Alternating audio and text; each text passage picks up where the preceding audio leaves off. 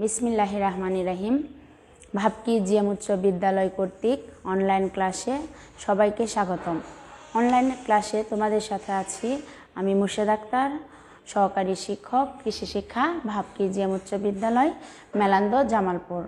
আজকে তোমাদের সাথে যে বিষয় নিয়ে আলোচনা করব সেই বিষয় হচ্ছে সপ্তম শ্রেণীর বিজ্ঞান বইয়ের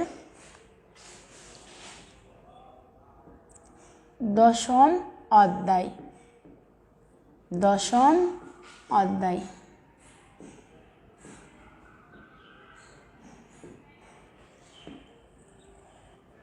হচ্ছে বিদ্যুৎ ও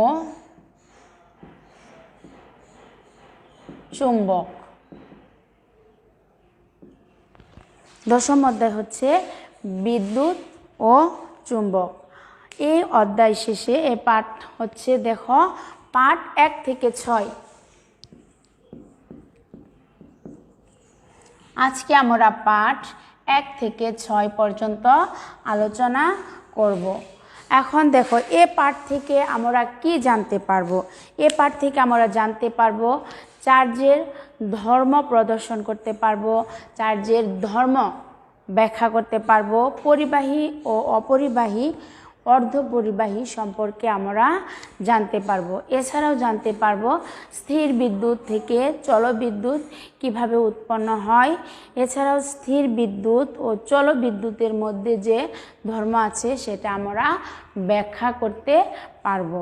তাহলে প্রথমে আমরা আসি পাঠ 1 ও 2। পাঠ 1 এবং 2-এ যে বিষয় নিয়ে আলোচনা করা হয়েছে সেটা হচ্ছে আধান বা চার্জের উৎপত্তি। এই অধ্যায়ের মূল বিষয় হচ্ছে কি? বিদ্যুৎ ও চুম্বক। আমরা সবাই কি বিদ্যুৎ ও চুম্বকের সাথে পরিচিত। বিদ্যুৎ কি? বিদ্যুৎ ছাড়া আমরা কি এক মুহূর্ত চলতে পারি না। এখন দেখো, তাহলে আমরা প্রথমেই জানি পাঠ 1 এবং 2 যে আধান আছে, আধান সম্পর্কে আমরা জানব। দেখো, তাহলে আমরা জানি কি?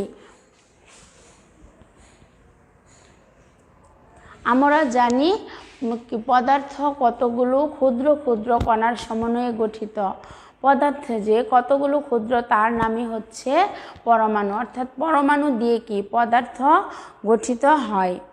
পরমাণু কিন্তু খুব ছোট। পরমাণুকে ভাঙলে কি হয়? পরমাণুকে ভাঙলে আরও ক্ষুদ্র ক্ষুদ্র কণা পাওয়া যায়। সেই ক্ষুদ্র ক্ষুদ্র কণাগুলো হচ্ছে ইলেকট্রন, প্রোটন আর হচ্ছে নিউট্রন। এখন দেখো, পরমাণুটা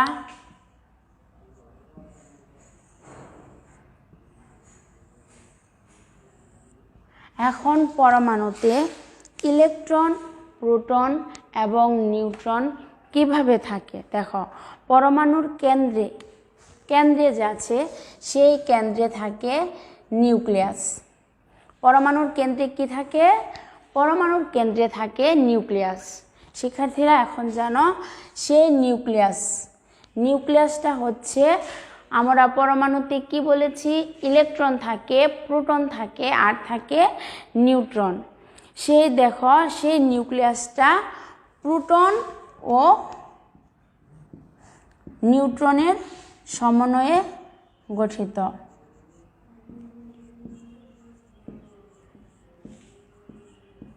প্রোটন ও নিউট্রনের সমন্বয়ে গঠিত হচ্ছে নিউক্লিয়াস।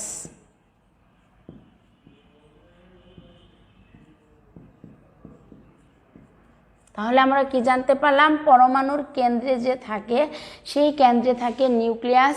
সেই নিউক্লিয়াসটা গঠিত হয় প্রোটন এবং নিউট্রনের সমন্বয়ে। তাহলে আর বাকি আছে কি? ইলেকট্রন। এখন সে ইলেকট্রন নিউক্লিয়াসের চারপাশে প্রদক্ষিণ করতে থাকে।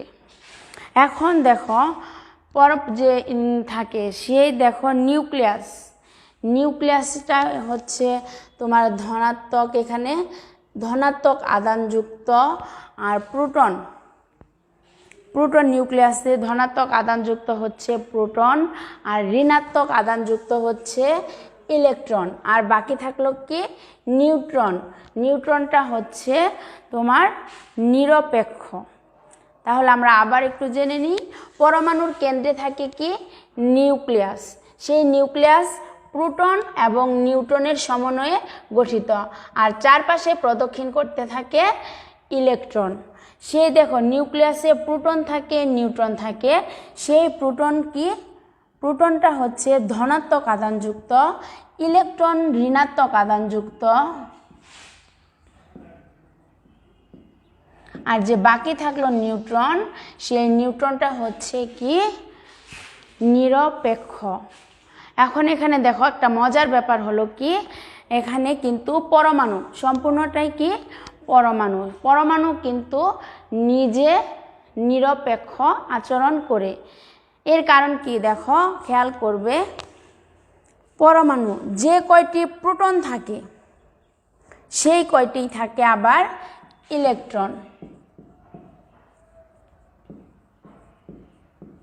পরমাণুতে যে কয়টি ইলেকট্রন থাকে সেই কয়টি থাকে কি ইলেকট্রন, যে কয়টি ইলেকট্রন থাকে সেই কয়টি থাকে প্রোটন। দেখো, যার ফলে পরমাণুর চার্জ বা আধান হচ্ছে নিরপেক্ষ। যখন দুটি পদার্থকে ঘর্ষণ করা হয়, অর্থাৎ একটা পদার্থের সাথে যখন আমরা একটা পদার্থ ঘষি, তখন একটা পদার্থের ইলেকট্রন আরেকটা পদার্থে চলে যায়। যখন একটা থেকে ইলেকট্রন আরেকটা পদার্থে চলে গেল, তখন যে পদার্থ থেকে চলে গেল সেই পদার্থে কিন্তু ইলেকট্রন কম হয়ে গেল।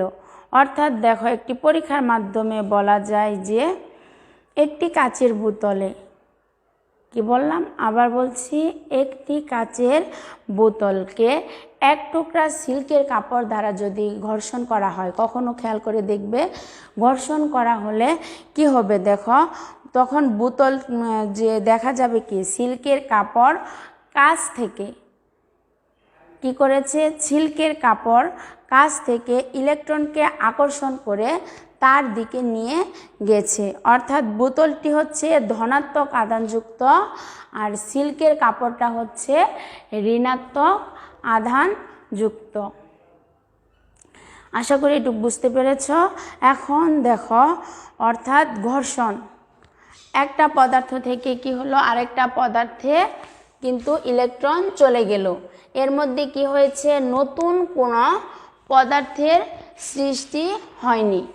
তাহলে আমরা এ থেকে কি বুঝতে পারলাম, যে ধনাত্মক ঘর্ষণের ফলে কি হয়, ঘর্ষণের ফলে কোনো নতুন কোনো আধানের সৃষ্টি হয় না।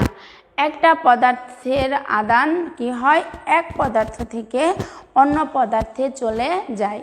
তাহলে আমরা একটা পরীক্ষার মাধ্যমে এই চার্জের ধর্মটা আমরা কি করতে পারি, জানতে পারি। সেই পরীক্ষাটা খেয়াল করবে, দেখো দুটি চিরুনি নেও, দুটি চিরুনি নিয়ে তারপর পশমি কাপড় অথবা অবশ্যই সবাই চিনো যে শীতের সময় আমরা যে কাপড়গুলো ব্যবহার করি। দুটি চিরুনি নিয়ে একটি চিরুনিকে একটি কাঠির সাথে এমনভাবে ঝুলিয়ে দিই যাতে কি করে কোনো কিছু স্পর্শ না করে। এখন যে আরেকটি চিরুনি আছে সেটিও শুকনো কাঠির মাথায় অন্য একটি প্লাস্টিকের কি করব, চিরুনি আবার ঝুলিয়ে দিই। ঝুলিয়ে দেওয়ার পর দুটি চিরুনিকেই পশমি যে কাপড় আছে সেই পশমি কাপড় দিয়ে কি করব, আমরা পশমি কাপড় দিয়ে ঘষতে থাকি। ঘষার পর জুটিকে কাছাকাছি আনি। প্রথম চিরুনিটিও কি করলাম, আমরা পশমি কাপড় দিয়ে ঘষলাম। দ্বিতীয় চিরুনিটিও আমরা পশমি যে কাপড় ছিল সেই কাপড় দিয়ে ঘষলাম। ঘষার পর দুটি যদি আমরা কাছাকাছি আনি তাহলে একটি অপরটিকে বিকর্ষণ করবে, অর্থাৎ একটির সাথে আরেকটি আকর্ষণ করবে না। এ থেকে আমরা কি বুঝতে পারলাম, যে একই ধর্মের দুটি পদার্থ কি করে একটি আরেকটিকে বিকর্ষণ করে। এখন আমরা একটি পরীক্ষা আবার যাব, সেটা হচ্ছে চার্জের ধর্ম প্রদর্শন। সেই পরীক্ষাটা হচ্ছে কি দেখো, দুটি বেলুন, পরীক্ষার জন্য প্রয়োজনীয় উপকরণ হচ্ছে দুটি বেলুন, তারপর হচ্ছে উলের কাপড় অথবা সোয়েটার, কিছু কাগজের টুকরা। এই পরীক্ষার জন্য বেলুন দুটিকে প্রথমে ফুলিয়ে নিই। ফুলিয়ে নেওয়ার পর দুটি বেলুনকেই সুতা দিয়ে বেঁধে দিই যেন কি হয় সেটি খুলে না যায়। সেজন্য তারপর দেখো আমরা কি করব, সে একটি বেলুনকে যে আমরা শীতের সোয়েটার, সেই সোয়েটারের সাথে ঘর্ষণ করা হয়। ঘর্ষণ করার পর ঘষার পর সেই কাপড়কে বেলুনকে এক টুকরা কাগজ যে ছিল সেই কাগজের উপর ধরলে দেখা যাবে কাগজকে কাছে টানছে। বুঝতে পারছো কি করছে? বেলুনকে কি করলাম আমরা, শীতের যে কাপড় সোয়েটার ছিল সেই সোয়েটার দিয়ে ঘষে কাগজের টুকরার কাছে আনলাম। আনলে কি হবে, সেই বেলুনটি কাগজের টুকরাকে আকর্ষণ করবে। আবার যে দ্বিতীয় একটি বেলুন ছিল সেই বেলুনটিকেও আমরা কি করব, সোয়েটারের সাথে চেপে ধরব। চেপে ধরলে তারপর বেলুনটি কাপড়ের গায়ে কি হবে, তখন লেগে থাকবে। কেন? কারণ সেখান থেকে ইলেকট্রন, বেলুন সোয়েটার থেকে ইলেকট্রন কি করেছে, গ্রহণ করেছে। গ্রহণ করার কারণে সেটা কি হলো, একটা আরেকটার সাথে লেগে থাকলো। লেগে থাকার পরে দেখো এখন কি করা যায়, ঘর্ষণ যদি আবার আমরা কি করি,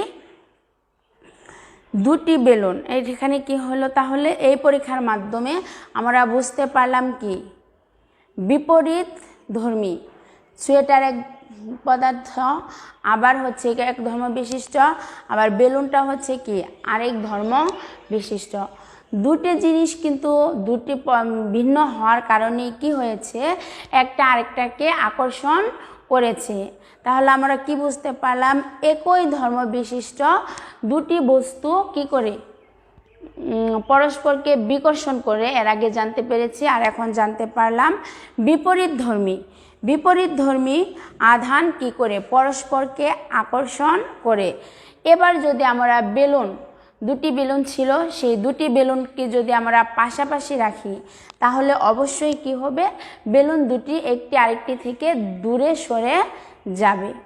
এ থেকে আমরা দুটি পরীক্ষার মাধ্যমে কি জানতে পারলাম, দুটি পরীক্ষার মাধ্যমে আমরা জানতে পারলাম যে সমধর্মী অর্থাৎ একই ধর্ম বিশিষ্ট দুটি বস্তু অর্থাৎ আধান কি করে, সমধর্মী আধান পরস্পরকে বিকর্ষণ করে, আর বিপরীত ধর্মী আধান পরস্পরকে কি বিকর্ষণ করে,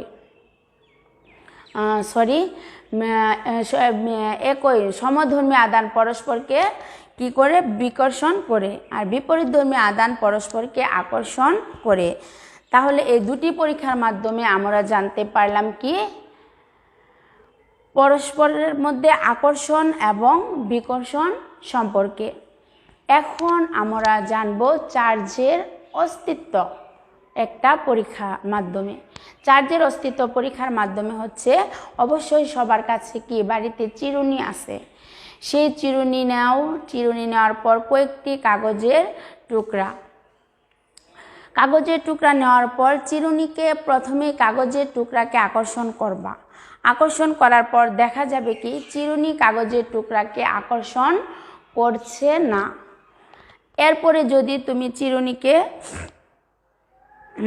সেই চিরুনি কি করবে, তোমার শুকনা যে চুল আছে মাথায়, সেই মাথায় শুকনা চুল দিয়ে যদি ঘষতে থাকো, ঘষার পর যদি সেই কাগজের টুকরাকে দিকে নিয়ে যাও, কাছাকাছি নেও, তাহলে সেই চিরুনিটি কি করবে, কাগজের টুকরাকে আকর্ষণ করবে।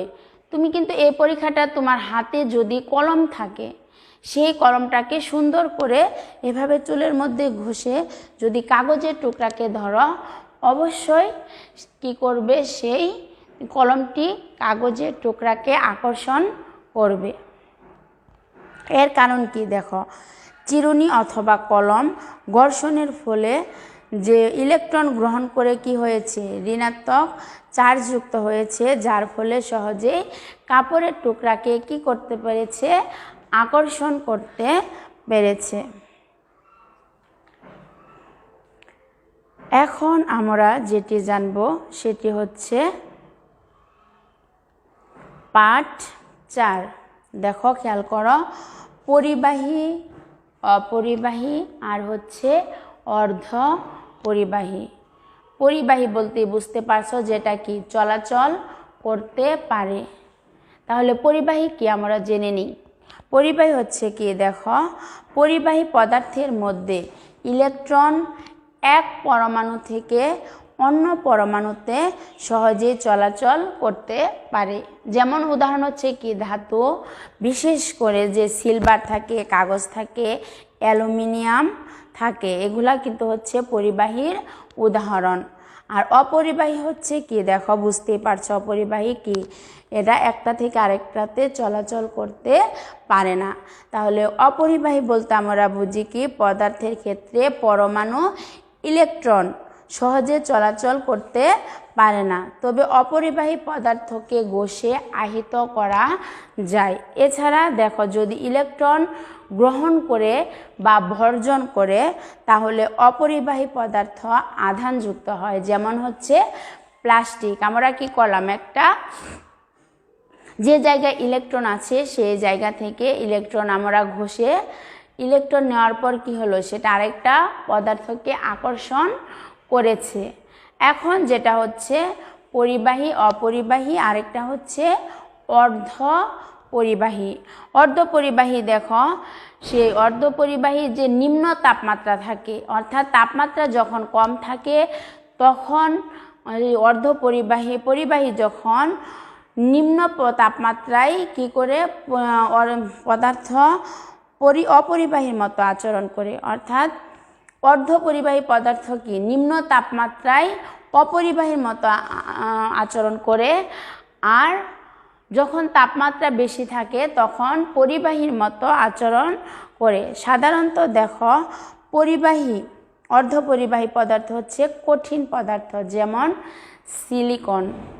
সিলিকন, জার্মেনিয়াম, গ্যালিয়াম ইত্যাদি হচ্ছে অর্ধপরিবাহী পদার্থের উদাহরণ।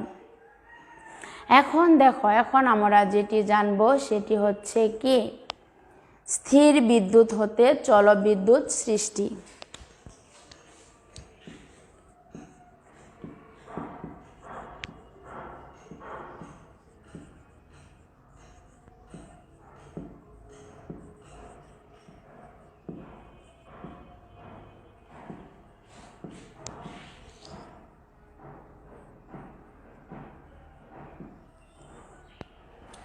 স্থির বিদ্যুৎ হতে জলবিদ্যুৎ সৃষ্টি। এখন আমরা পূর্বে কি একটা পরীক্ষা করেছি কি, প্লাস্টিকের চিরুনি যে উলের কাপড় দিয়ে ঘষলে অথবা চুলে ঘষলে ছোটো কাগজের টুকরাকে কি করে আকর্ষণ যে করে, সেই দেখো হাত দিয়ে আমরা যদি চিরুনিকে তখন আকর্ষণ করার পর অথবা আমরা কাপড়ে ঘষার পর যদি আমরা চিরুনিটিকে হাত দিয়ে স্পর্শ করার পর যদি আমরা সেই কাগজের টুকরাকে ধরি, তখন কিন্তু আর সেই কাগজের টুকরাকে আকর্ষণ করবে না। এর কারণ কি, দেখো, যখন আমরা হাত দিয়ে সেই কাগজের চিরুনিটিকে ধরেছি তখন তাহলে ইলেকট্রন কোথায় গেল? ইলেকট্রন যে আমাদের হাতে ছিল সেই হাত দিয়ে মাটিতে চলে গেছে। এ থেকে আমরা কি বুঝতে পারলাম, চিরুনিতে উৎপন্ন কি স্থির বিদ্যুৎ আর নেই। প্রথমে কি ছিল, সেটা যখন ইলেকট্রন গ্রহণ করেছে তখন সেটা কি ছিল, স্থির বিদ্যুৎ। যখন আমাদের হাত দিয়ে মাটিতে চলে গেল তখন সেটা হয়েছে কি চল বিদ্যুৎ। দেখো, তাহলে এভাবে বিদ্যুৎ কোনো পদার্থের মধ্য দিয়ে প্রবাহিত হয়ে এক স্থান থেকে যখন অন্য স্থানে চলে যায় তখন তাকেই বলা হয় কি চল বিদ্যুৎ। এখন দেখো, ঘর্ষণের ফলে কোনো বস্তুতে একটি নির্দিষ্ট ও সামান্য পরিমাণ, যখন একটা বস্তুর সাথে ধরো আমরা ঘষার পর সেখানে কিন্তু সামান্য পরিমাণ আধানের সৃষ্টি হয়। অর্থাৎ হাত বা ধাতব পদার্থ দিয়ে যদি আমরা স্পর্শ করি তাহলে সেটা সাথে সাথেই কি হয়, সেটা সাথে সাথেই মাটিতে চলে যায়। আধান ফুরিয়ে গেলে ফলে কি হয়, তখন বিদ্যুৎটাও বন্ধ হয়ে যায়। সুতরাং এভাবে শুধু কিছুক্ষণের জন্য বিদ্যুৎ প্রবাহ সৃষ্টি হয়। বিদ্যুৎ প্রবাহ বজায় রাখার জন্য কোনো উৎস থেকে অবিরাম বিদ্যুৎ সরবরাহ থাকতে হয়। আমরা যেটাই ঘর্ষণ করা হয় সেটা কিন্তু সামান্য পরিমাণ ইলেকট্রন গ্রহণ করে সেখানে আধান সৃষ্টি হয়। আমরা তাহলে স্থির বিদ্যুৎ, জলবিদ্যুৎ সৃষ্টি সম্পর্কে জানতে পারলাম।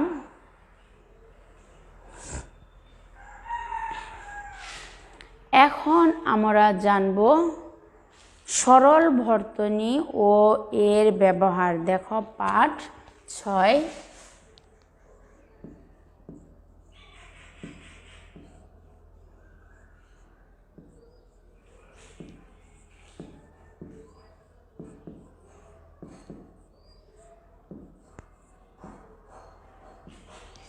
সরল বর্তনী ও এর ব্যবহার।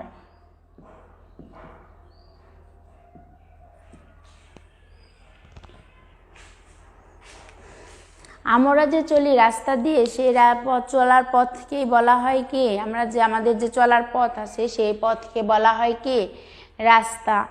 সেরকম মানুষের চলাচলের জন্য যেমন পথের প্রয়োজন, তেমনি বিদ্যুৎ প্রবাহ যে চলতে থাকে, এক জায়গা থেকে আরেক জায়গায় যায়, সেটাও চলাচলের জন্য প্রয়োজন কিন্তু পথের।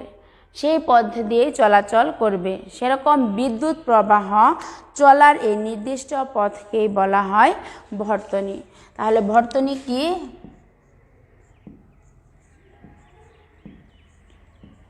বিদ্যুৎ প্রবাহ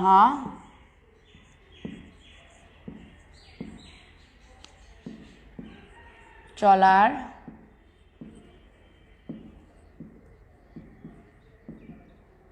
নির্দিষ্ট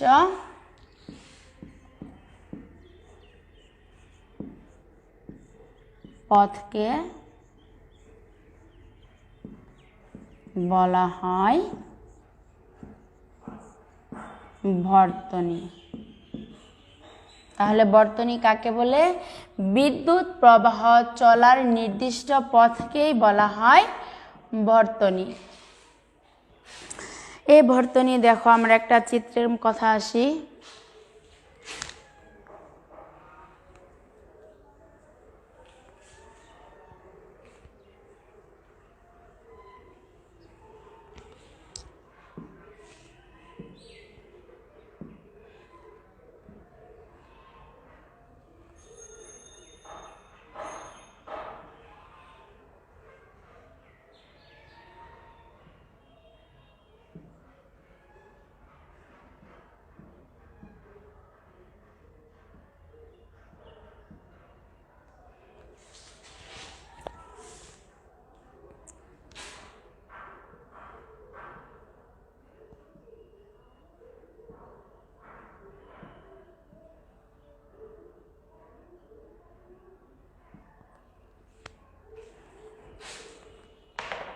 দেখো তাহলে সাধারণ বিদ্যুৎ উৎসের ধনাত্মক প্রান্ত থেকে ঋণাত্মক প্রান্ত পর্যন্ত বিদ্যুৎ প্রবাহের সম্পূর্ণ পথকেই বলা হয় বর্তনী। অর্থাৎ কি, বিদ্যুৎ প্রবাহের যে ধনাত্মক প্রান্ত থেকে ঋণাত্মক প্রান্ত পর্যন্ত সম্পূর্ণ পথকেই বলা হয় বিদ্যুৎ বর্তনী।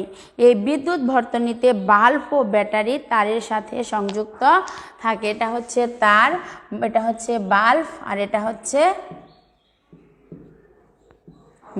এটা হচ্ছে ব্যাটারি, আর এটা হচ্ছে সুইচ। এটা হচ্ছে কি, বাল্ব, এটা হচ্ছে ব্যাটারি, আর এটা হচ্ছে সুইচ। এগুলো যখন দেখো সংযুক্ত হয় তখন তাদের বর্তনী তৈরি হয়। এই যে বর্তনীতে কি থাকে, সুইচ থাকে। সেই সুইচের মাধ্যমেই কি করা হয়, সুইচের মাধ্যমে বর্তনী খোলা বা বন্ধ করা যায়। তাহলে আমরা কি জানতে পারলাম আজকের পাঠে? ঘর্ষণ, আধান বা চার্জের উৎপত্তি জানতে পারলাম। পরমাণুতে 3টি কণা থাকে, একটা থাকে ইলেকট্রন, প্রোটন, আর থাকে নিউট্রন। সেই প্রোটন এবং নিউট্রন মিলে গঠিত হয় কি নিউক্লিয়াস। সেই নিউক্লিয়াস কি করে কেন্দ্রে থাকে আর ইলেকট্রন থাকে সে যে নিউক্লিয়াসের চারপাশে প্রদক্ষিণ করে। এছাড়া আমরা জানতে পারলাম কি ঘর্ষণ, ঘর্ষণের ফলে কি হয় নতুন কোনো আধানের সৃষ্টি হয় না, কিন্তু কি হয় তাহলে এক পদার্থের মধ্যে বিদ্যমান আধান এক বস্তু থেকে অন্য বস্তুতে চলে যায়। এছাড়াও আমরা আজকে কি জানতে পারলাম সমধর্মী আদান কি করে। শিক্ষার্থীরা সমধর্মী আদান অবশ্যই কি করে যে বিকর্ষণ করে, আর বিপরীতধর্মী আদান অবশ্যই সকলকে বিপরীতধর্মী যে আদান আছে সেটা কি করে বিপরীতধর্মী আদান পরস্পরকে আকর্ষণ করে। আর কি জানতে পারলাম বিদ্যুৎ সরণ বর্তনী। বর্তনীটা হচ্ছে কি বিদ্যুৎ প্রবাহ চলাচল। বিদ্যুৎ প্রবাহ চলাচলের যে একটা পথ আছে সেই পথকেই বলা হয় বর্তনী। শিক্ষার্থী বন্ধুরা ভালো থেকো। পরের পাঠে তোমাদের প্রস্তুতি নেওয়া থাকবে পাঠ 5 থেকে পাঠ 11 পর্যন্ত। আশা করি সবাই ভালো থাকো, সুস্থ থাকো, মানুষের মতো মানুষ হও, এই কামনায় আল্লাহ হাফেজ।